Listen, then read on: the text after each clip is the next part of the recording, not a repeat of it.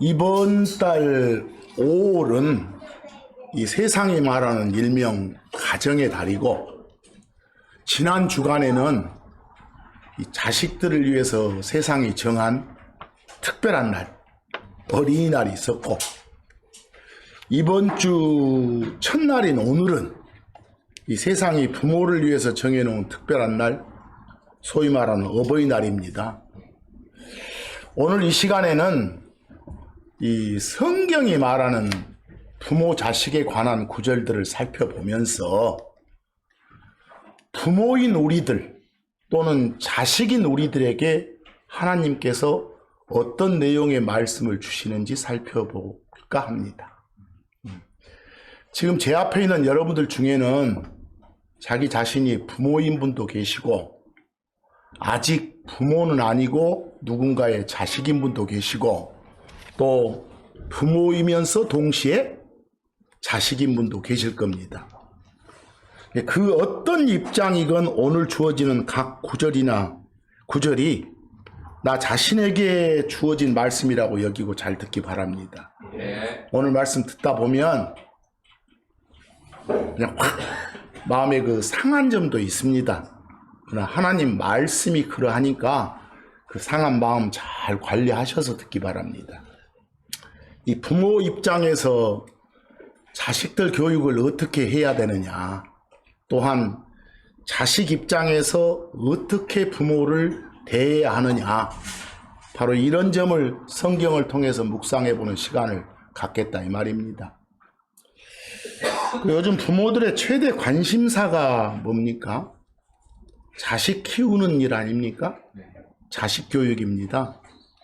제 경험으로 봐도 참 어려운 일이라 여겨집니다.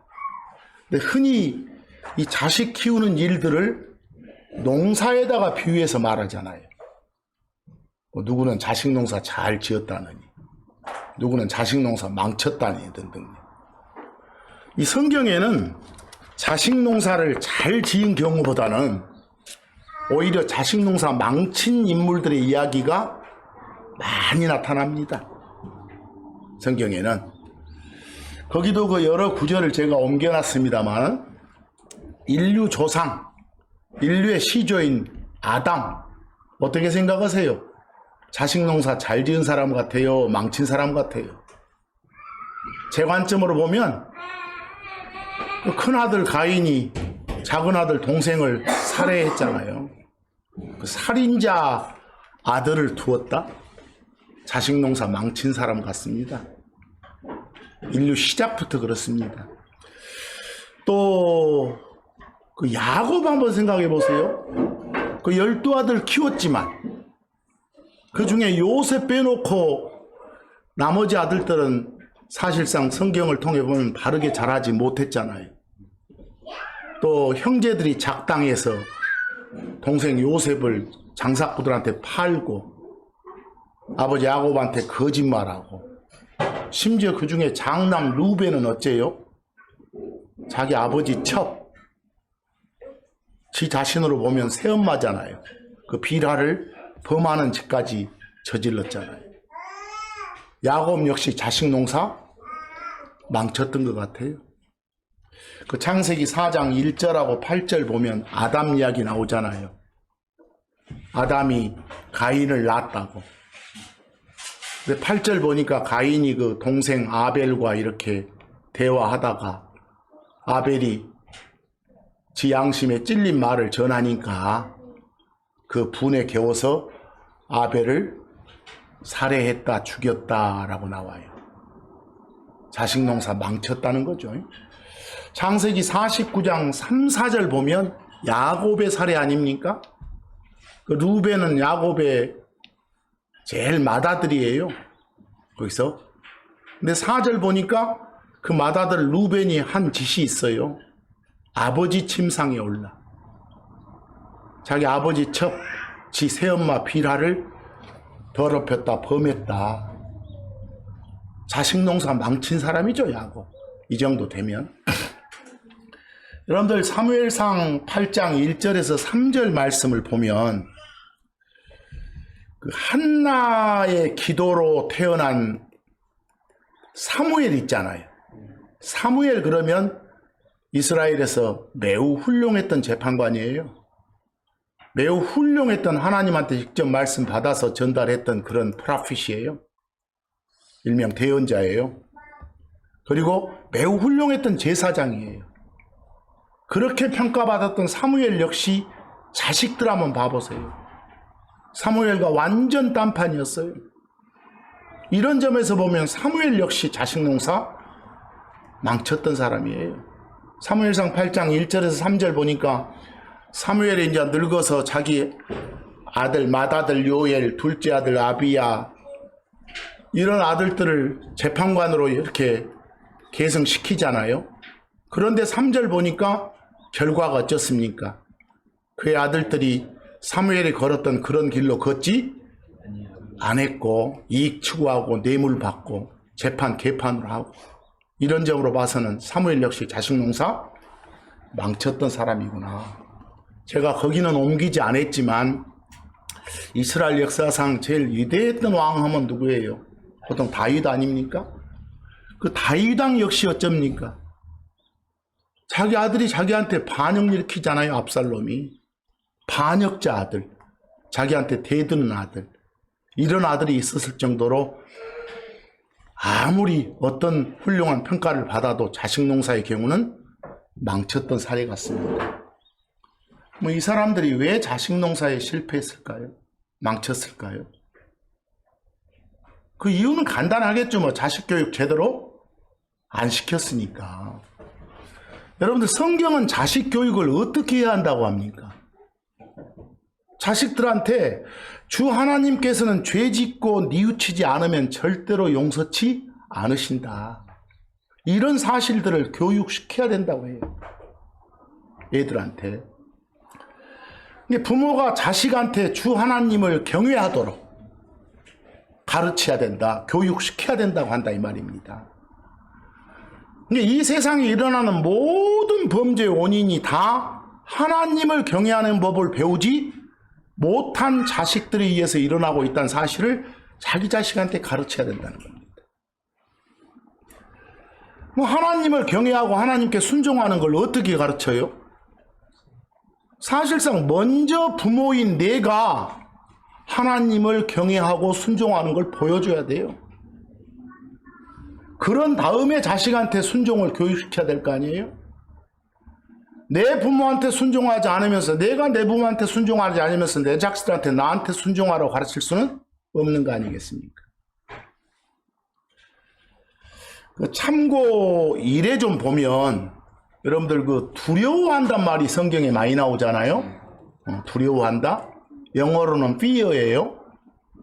근데 이 두려워한다 영어 fear가 여러분 한글 사전을 찾아봐도 뉘앙스가 둘로 나눠요.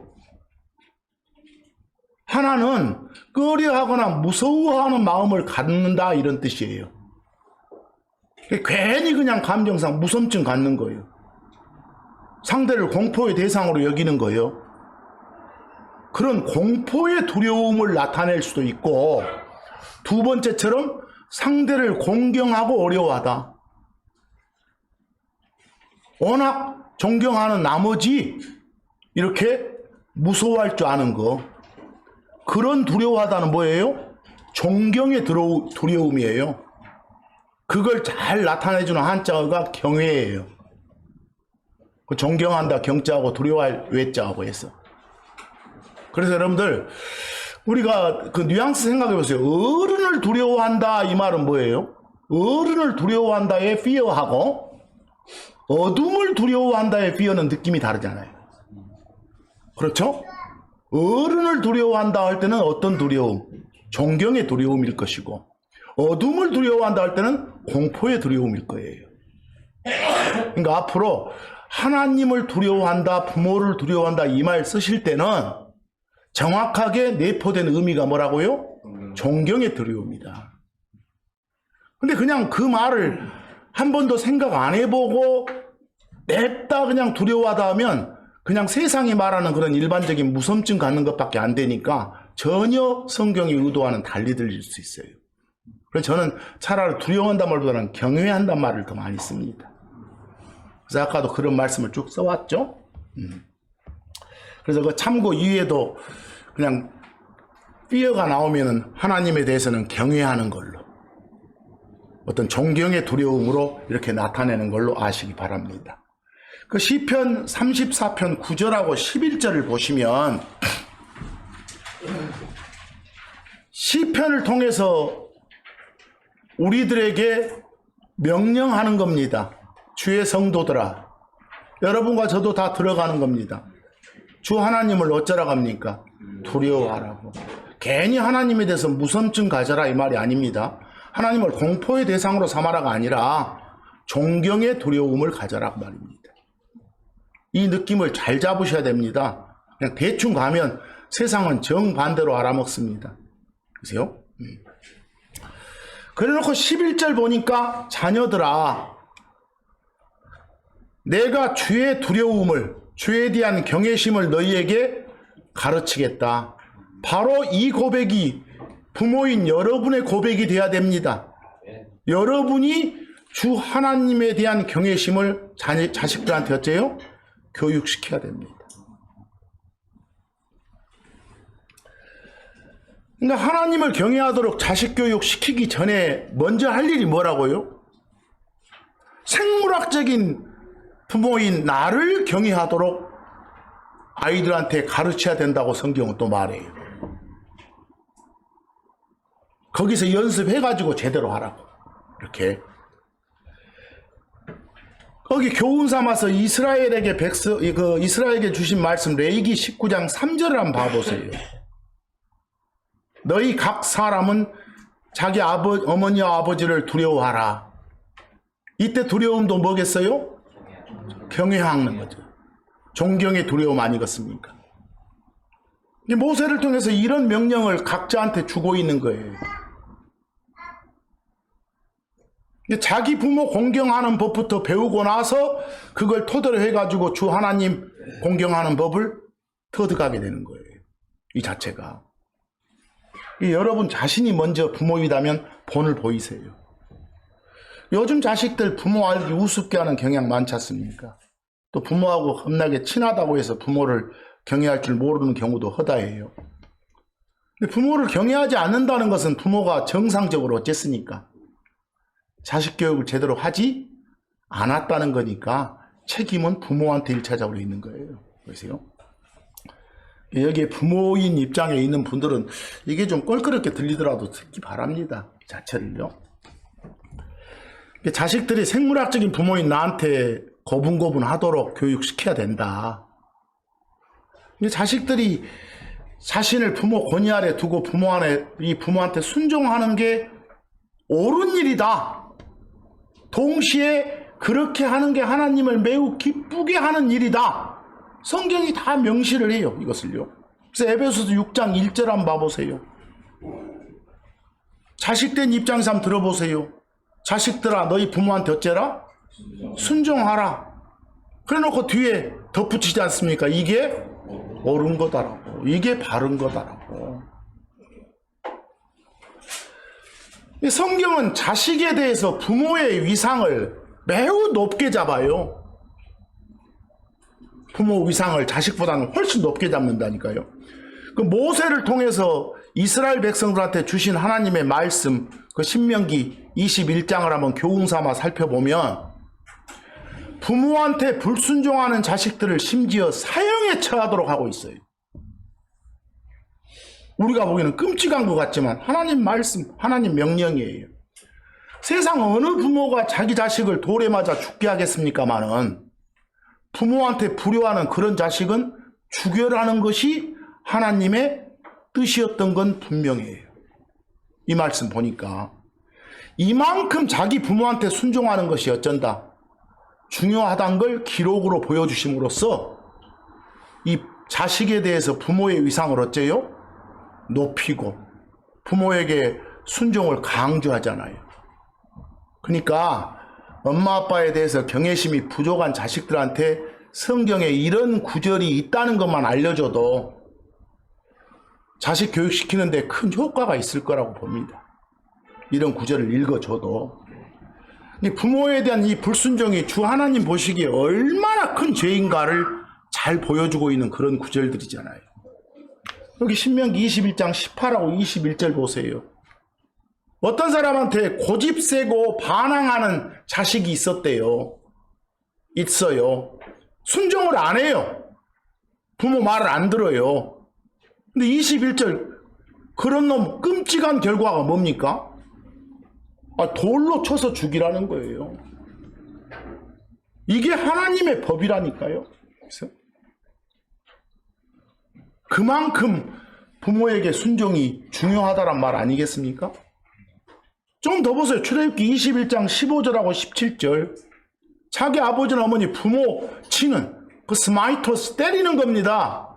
물리적인 폭력을 행하는 거예요. 그런 놈들 반드시 죽여라. 근데 거기까지는 그럴 수 있지라고 이해되는데 17절 보세요. 거기에 저주한다 나옵니까? 원래 curse는 그냥 일반적인 의미로 욕하는 거예요. 부모한테 욕을 퍼부어도 그런 놈도 어쩌라고요? 죽여라 갈 정도예요. 아시겠습니까? 이마만큼 부모에게 순종을 강조하는 거예요. 그와 같은 내용의 다른 표현으로 잠언 30장 17절에서 자기 부모 조롱하고 순종하기를 싫어하는 그런 자식들은 골짜기에 까마귀들이 그 자식 눈 쪼아내고 독수새끼들이 먹으리라고 말은 반드시 어쩌니까 죽이리라고 말이에요. 비유적인 표현이에요. 이 정도로 순종을 강조해요. 여러분이 이 자리에 계신 여러분이 부모면 또 모시는 부모 또 있겠잖아요. 다 우리한테 해당되는 거예요. 내가 현재 자식 둔 부모여도 내 부모 물론 돌아가신 분도 있겠지만 아직 생존한 분도 계시잖아요. 우리가 자주 듣는 세상 부모들의 푸념 중에 하나가 뭐예요? 자식은 품 안에 있을 때 자식이지 크고 나면 다 소용없대. 이런 말들 많이 하잖아요. 자식들 크고 나면 어쩐다는 소리예요? 부모 말 전혀 듣지 않는단 말이죠. 그러니까 이렇게 자식들이 부모한테 불순종하는 것이 이 시대 유행이고 조류이고 대세인 듯 해요. 어떻게 보면 여기서. 하지만 성경은 즉 하나님은 어째요? 이런 세상적 사고와는 정반대 말씀을 주세요. 순종하도록 아이들한테 부모가 어쩌라고? 가르치라고 해요. 근데 순종, 복종 이런 말 쓰면 항변하는 사람들도 있습니다. 지금이 어느 시대인데 그런 권위주의적이고 구시대적인 그런 생각들을 가지고 계십니까? 이렇게요. 여러분들 간혹 우리 쓰잖아요. 저도 뭐 저희 아이들이 그럽니다. 친구 같은 아버지로. 친구 같은 아버지는 세상이 지어낸 좋은 말이지 성경적인 가르침은 아니에요. 그러세요? 지금 이 시대에 그리스도 안에 있는 가정에서 자식들한테 반드시 교육시켜야 될 것이 부모한테 뭐 하는 거? 순종하는 거예요. 여기서 부모한테 순종을 배우지 못한 자식이 밖에 나가서 학교 가서 선생님 말씀에 순종하겠습니까? 그러세요? 사회에 나와서 직장 상사한테 순종하겠습니까? 국가법에 순종하겠습니까? 이런 아이는 하나님의 권위에도 순종하지 않아요.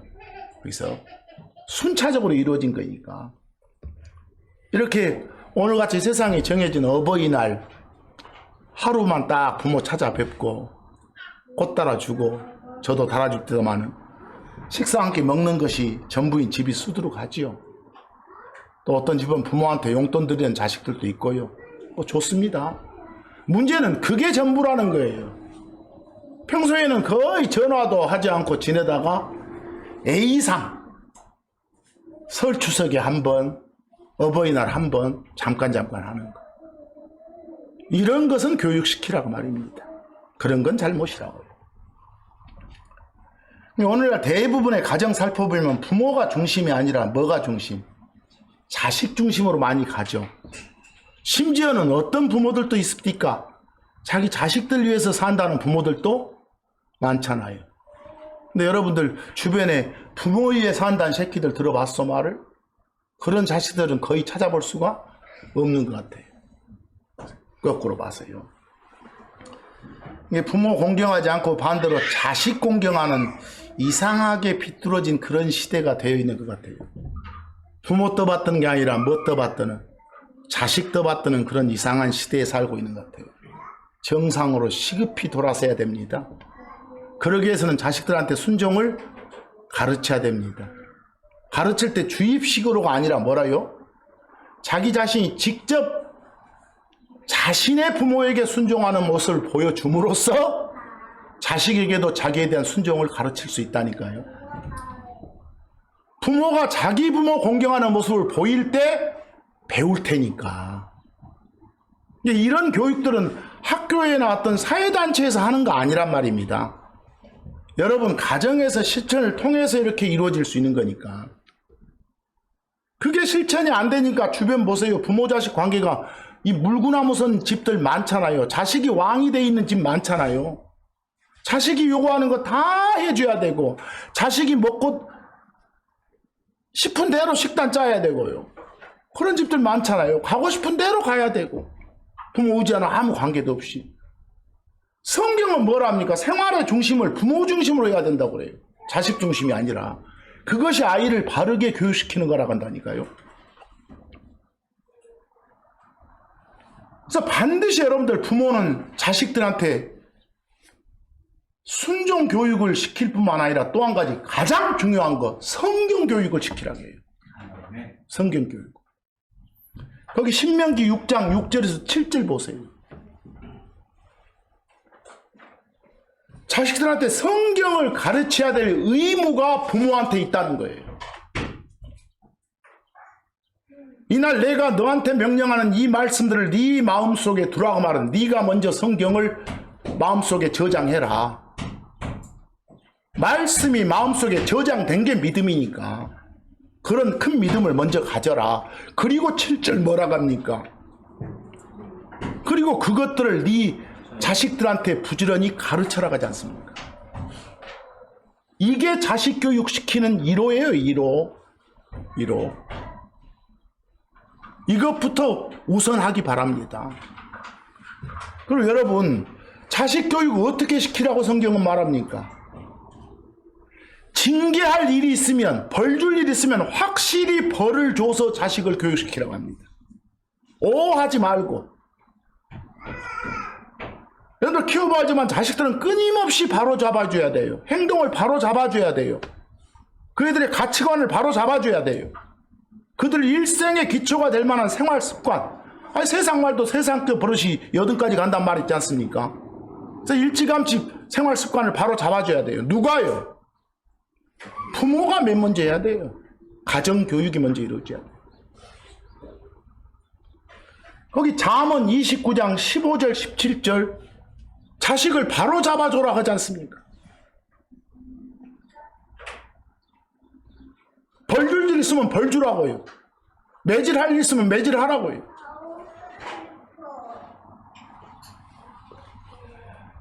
히브리서 12장 6절에 보면 주 하나님의 자식 교육 방법이 멋지게 제시되어 있어요. 히브리서 12장 6절 보시면 땅의 아버지가 자식을 징계하듯이 하늘의 아버지 역시 당신의 자식들을 징계한다고 되어 있어요. 근데 매일같이 징계 아니라 오직 당신 자식들의 유익을 위해서 징계하신다고 되어 있어요. 거기서 사랑하니까 징계한다고 되어 있다니까요. 저 같은 경우도 요즘 생활하다 보면 하나님의 징계를 체험해요. 하지만 항상 감사한 건 뭡니까? 죄들을 시인하고 돌아설 여지를 주신다는 거예요. 그리고 회복시켜 주신다는 거예요. 자식 교육 시킬 때 벌 줄 일 있으면 벌 주세요. 그냥 넘어가지 마시고. 거기 히브리서 12장 6절 주 하나님의 자식 교육법이 뭡니까? 주께서는 당신이 사랑하는 자, 여러분과 저예요. 여러분과 저를 어쩌신다고요? 징계하시고 채찍질 하신다고요. 벌 주신다고요. 항상 오하지 않는다고요. 이거 그대로 여러분 자식들한테도 교육시킬 때 적용시키셔야 돼요. 그래서 잠언 23장 13절 뭐라고 합니까? 바로 잡는 걸 자식한테 금하지 말라. 바로 잡을 일 있으면 바로 잡아라 말입니다. 절대 놔두지 마라 말입니다. 잠언 22장 6절처럼 아이가 마땅히 가야 할 길로 아이를 훈련시켜라. 훈련시켜라가 교육시켜랍니다. 그렇게 해야 그 아이가 나중에 늙어서도 그 훈련된 길을 따르게 될 테니까. 세상 말로 3살적 버릇이 80까지 가는 법이니까 이 말입니다. 징계할 일이 있으면 어쩌라고요? 징계하시라고요. 아이들을요. 그렇게 교육받은 자식들만이 자기 부모를 공경하고 경애하고 부모한테 순종한다는 사실. 그리고 더 나아가서 이런 교육을 받은 자식만이 주 하나님도 공경할 줄 안다는 사실. 이걸 명심하기 바랍니다. 그래서 자식 교육 잘 시키셔야 됩니다. 이제 조금 각도를 바꿔봅시다. 방향전환해서 내가 자식 입장이라면 부모를 어떻게 대해야 하는 걸까? 그래서 어떻게 대해야 될 겁니까? 지금 이 시대에 택한 백성인 여러분과 저는 이 땅에 속한 복, 우리 몸뚱아리에 속한 복보다는 마음에 속한 복, 하늘에 속한 복들을 주로 물려받았습니다. 그렇다고 해서 여러분 땅에 속한 복이 전혀 우리한테 약속되지 않은 건 아니죠. 여러분과 저한테도 이 땅에서 일 잘 풀리고 또 이 땅에서 장수할 수 있는 무탈하게 오래 살 수 있는 그런 복들을 약속해 주셨어요. 우리한테도. 그런데 이 땅에서 일 잘 풀리고 무병장수할 수 있는 이런 복은 크리스천 모두한테 주어진 거 아니에요. 조건이 하나 있어요. 조건이.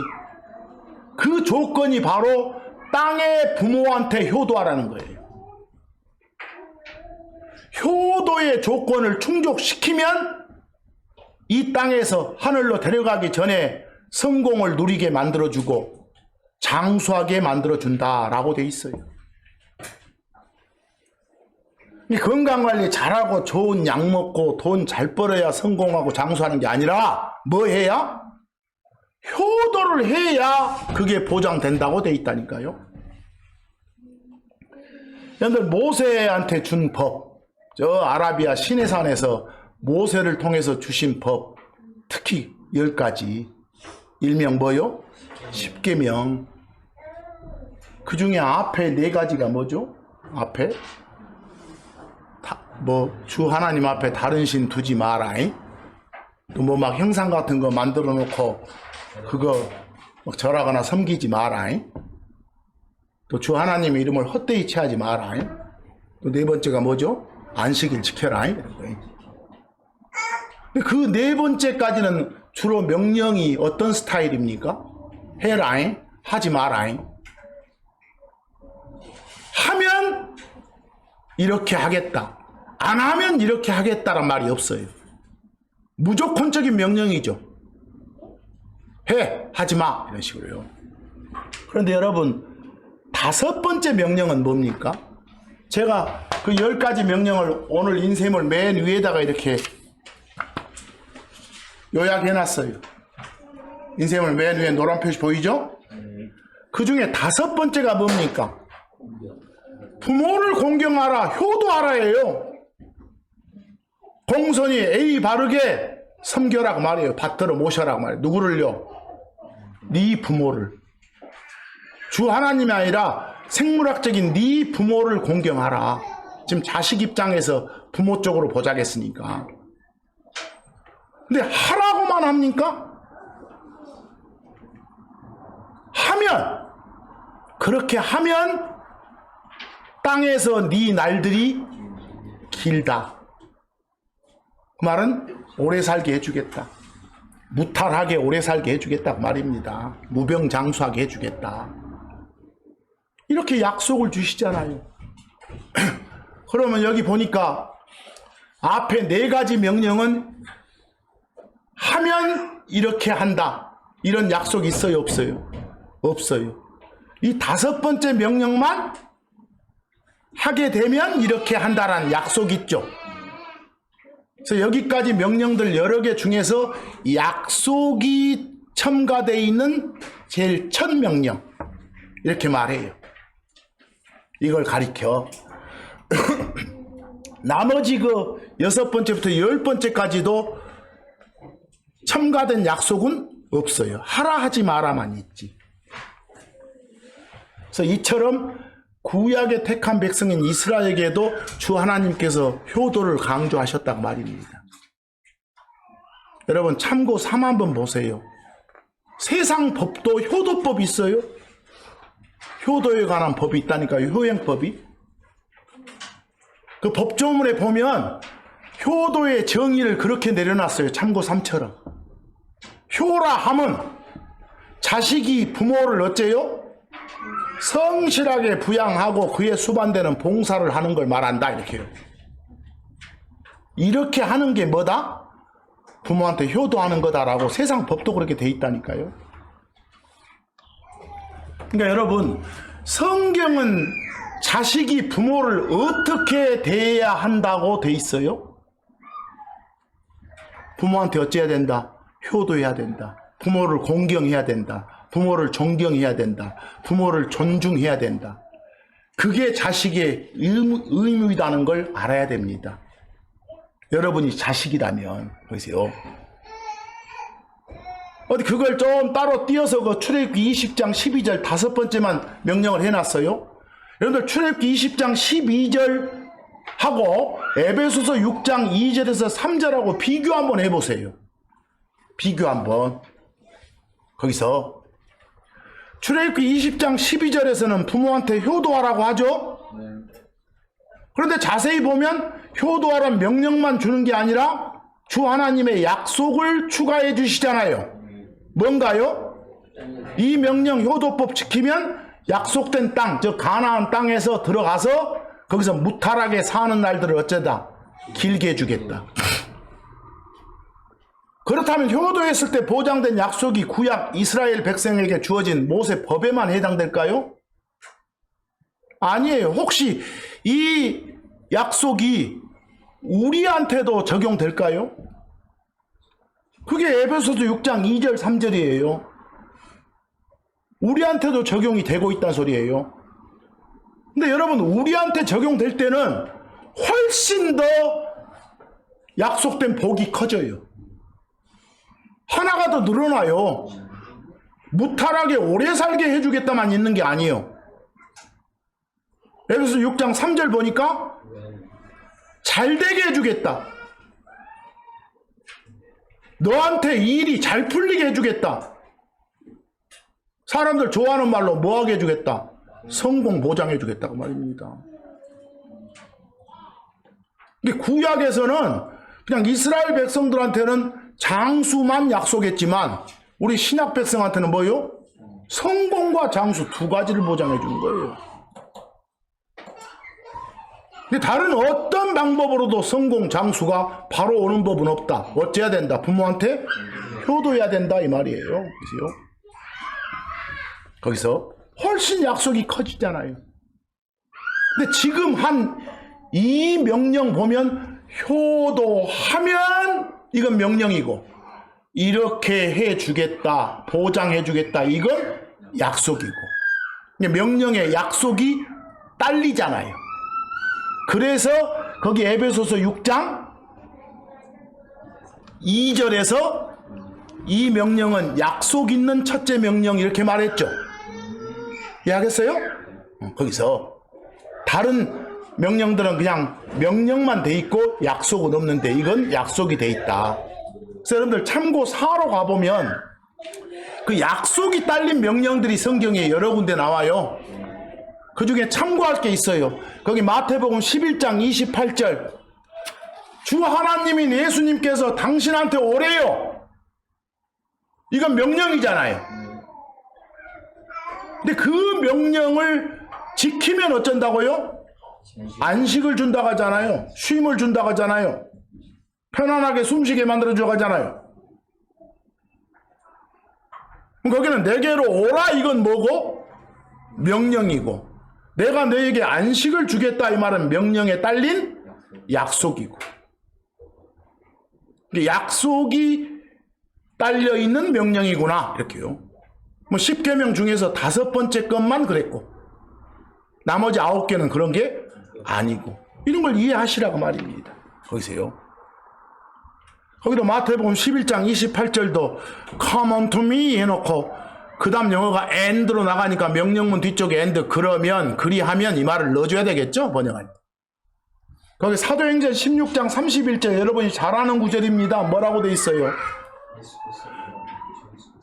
예수를 주요 그리스도로 빌리브하라, 받아들여라, 리시브하라 그랬어요.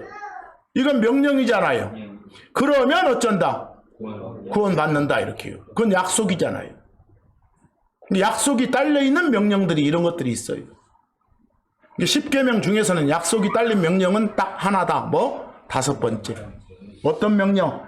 효도하라는 명령. 여러분들 어떻게 해야 효도하는 거예요? 어떻게 해야 효도하는 거? 순종하는 게 효도하는 거예요. 아까 자식 교육 때 지키라 한 걸 여러분 부모인 또 부모 모시는 부모라면 그 자식이라면 또 적용하면 돼요. 부모한테 순종하는 게 효도하는 거예요. 거기서 또 부모한테 순종하는 게 주 하나님을 엄청 기쁘게 해드린 일이다 간다니까요. 효도하는 것이.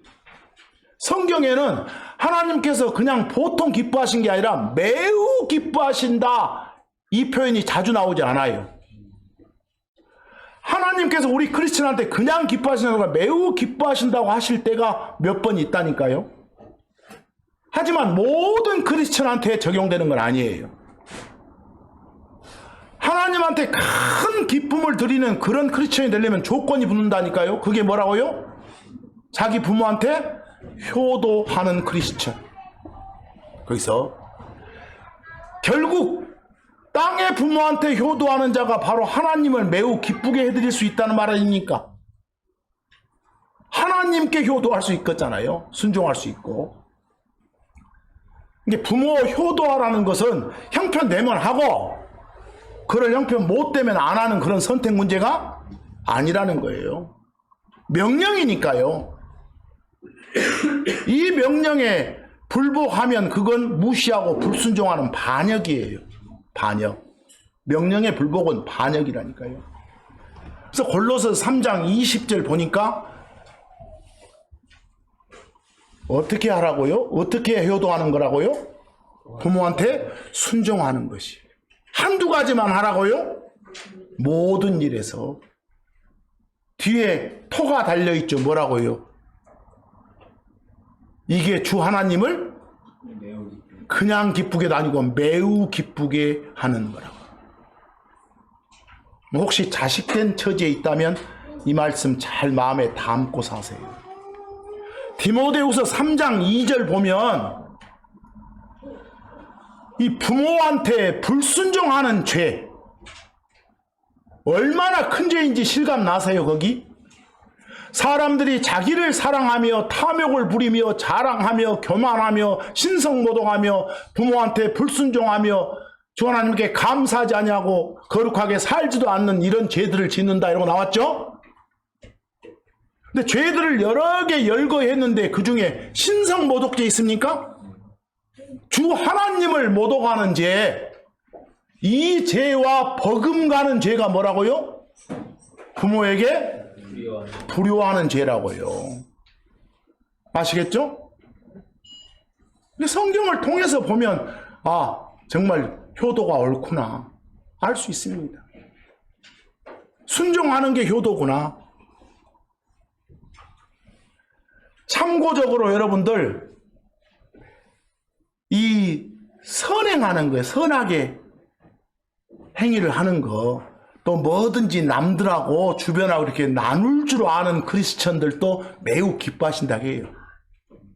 효도하는 크리스천 외에 선행하는 크리스천, 또 뭐든지 이렇게 나눌 줄 아는 그리스도인들. 거기 참고 5에 적어놨어요. 선을 행하는 것과 나누어주는 것도 매우 어쩐다? 기뻐하신다. 이렇게요. 아시겠죠? 이런 점들을 쭉 읽으면서 마음에 와닿도록 하셔야 됩니다. 여러분 또 어떻게 해야 부모한테 효도하는 걸까요? 어떻게 해야 부모를 공경하는 걸까요? 비슷한 내용의 말씀입니다. 잠언 1장 8절. 아버지의 훈계를 들어라. 어머니의 법을 버리지 마라. 훈계, 법, 이게 다 교육이에요. 가르침이에요. 부모가 자식을 향해서 내뱉는 말이에요. 그걸 잘 들어라. 그걸 버리지 마라 말은 부모 말에 어째라? 순종하라 이 말이에요. 간단히 줄이면. 그 잠언 6장 20절 가니까 아까는 아버지의 훈계, 인스트럭션 해놓고 이제는 커맨먼트, 명령 그랬죠? 같은 말이다니까요. 훈계, 명령, 가르침, 말, 교육 다 같은 말이에요. 한국말로 어떻게 번역해도 똑같은 거예요. 간단히 줄이면 부모한테 어째라? 순종하라. 그게 뭐다? 효도하는 거다. 맨 물질적으로 뭐만 그냥 그때그때 잠시만 하는 게 효도하는 게 아니라 이런 게 효도하는 거다. 잠언 23장 22절 보니까 부모 말에 귀를 기울이는 거, 귀담아 듣는 거. 귀를 기울이니까 그냥 귀만 갖다 대는 게 아니라 귀담아 듣는 거예요. 들어서 마음의 말을 저장하는 거. 그게 효도하는 거다. 심지어 뭐라고 합니까? 업신여기지 말라고요. 우리 전라도 말로 부모들 시피 보지 말라고. 응? 그게 뭐 하는 거라고요? 효도하는 거라고요. 여러분들 아까 이 효도 명령, 약속이 딸린 그 첫 번째 명령인 동시에 그 명령 지키지 못했을 때 벌도 엄청나요.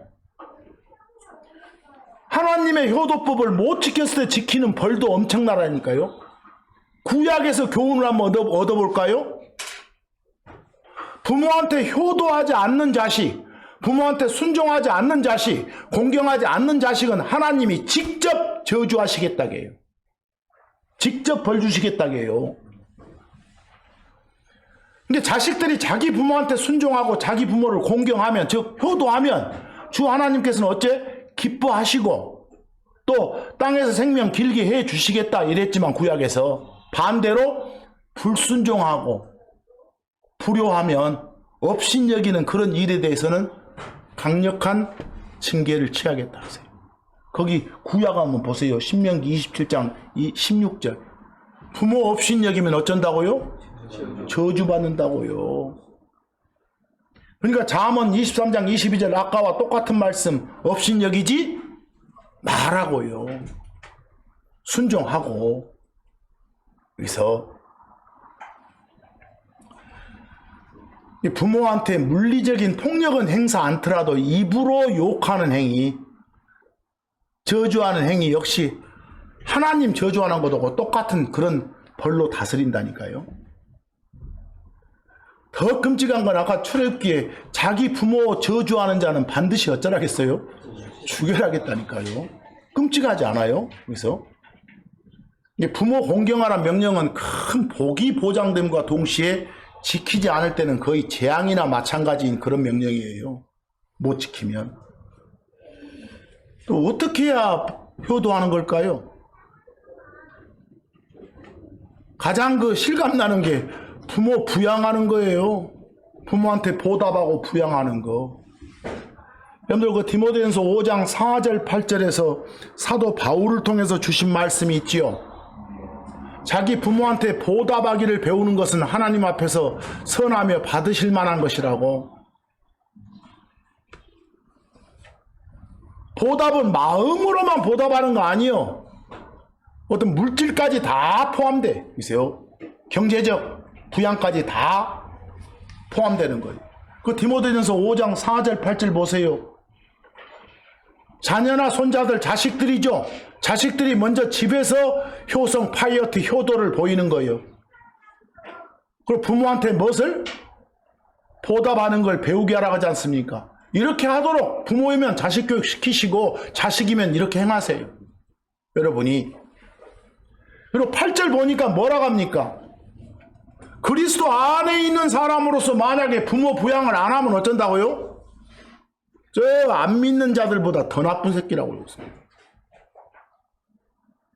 무서운 말이에요. 이런 말씀들이. 교훈 삼아 볼 것이 그 이스라엘 백성들 어쨌어요? 다른 명령들도 제대로 지키지 못했지만 이 효도 명령 역시 제대로 못 지켜가지고 예수님이 그 땅에서 활동하실 때 여러 차례 지적받았어요. 이스라엘 사람들, 예수님한테. 거기 마태복음 15장 4절에서 6절, 마가복음 7장 10절에서 11절 가보면 그런 내용이 나와요. 그런 내용이. 효도하는 데 써야 될 물질을 딴 데 쓰고 착복하고 거짓말 치는 거예요. 그냥 하나님께 바쳤다고. 그래서 하나님께 드리다 보니까 이렇게 자기 부모한테 물질을 드리지 못했다고 이렇게 사기치는 사례들. 그런데 거기 읽어보시면 그렇게 하면 하나님께 이렇게 예물 드렸다 하면 그 효도법 안 지켜도 된다. 이렇게 지그들이 법을 만들어 놨어요. 하나님이 만든 게 아니라 지그들이 그런 법을 만들어 놨다니까요. 하나님한테 먼저 드려야 된다. 그리고 이제 그래가지고 없으면 부모한테는 드릴 수 없다. 그래도 된다. 이렇게요. 그걸 전통법으로 만들어 놨다고요. 그걸 책망하시는 거예요. 그것을요. 이 사기꾼 놈들 하라고요. 거기 마태복음 15장 4절에서 6절에서 특히 5절 보니까 딱 자식들이 핑계 대는 거예요. 뭐라고요? 부모님을 유익하게 할 것이 부모한테 드려야 될 물질이 뭐가 됐다고? 하나님께 바친 예물이 되었다고. 그래서 못 드린다고. 근데 그 앞에 명령은 뭐였는데 부모한테 어째라? 효도하라. 어떻게 하는 게 효도하는 건데? 물질로도 부양하는 것이. 여기서 그걸 갖다 예수님 직접 말씀하시라. 하나님의 말씀을 너희들 그 짤때면 전통으로 개판되게 만들었다고. 그 마가복음 7장 10절에서 11절에 자기들이 전통법으로 만든 법조문 중에 하나님한테 이렇게 부모한테 바칠 예물을 하나님께 바쳤다. 그때 그 예물을 일컬어 히브리어로 뭐라고 해요? 코르반 그래요. 코르반. 뭐 코르반이라고 하건 고르반이라고 하건 코반이라고 하건 번역은 아무도 다 좋아요. 누가 또 코르반, 코반 이렇게 하니까 고르반이요. 뭔 소리요? 성경 고르반. 그건 지 말이고 그냥 번역은 다 좋아요. 한국말은 의미 거기서. 자, 여기까지 쭉 보시니까 어떻습니까? 부모된 입장이시면 자식 교육 그냥 기록된 대로 시키세요. 기록된 대로. 또 자식인 입장이면 기록된 대로 부모 봉양하세요. 공경하세요. 이런 것들이 안 되면 특히 그리스도 안에 있는 가정에서 이런 것들이 안 되면 되겠습니까? 특히 효도법 같은 경우는 이 불순종했을 때 벌 최고 수준이었잖아요.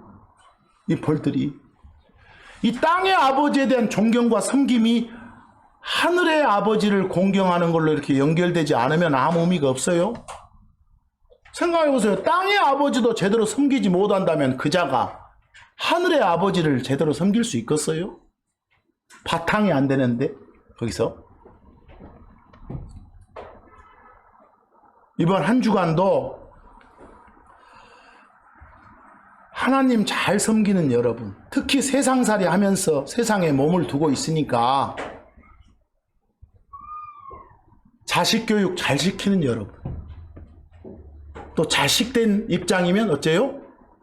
부모한테 효도하는, 부모 잘 모시는 여러분이 되기를 간절히 소망합니다. 그런 여러분이 될 것을 굳게 믿고 오늘 말씀은 이 정도로 끝내겠습니다. 감사합니다.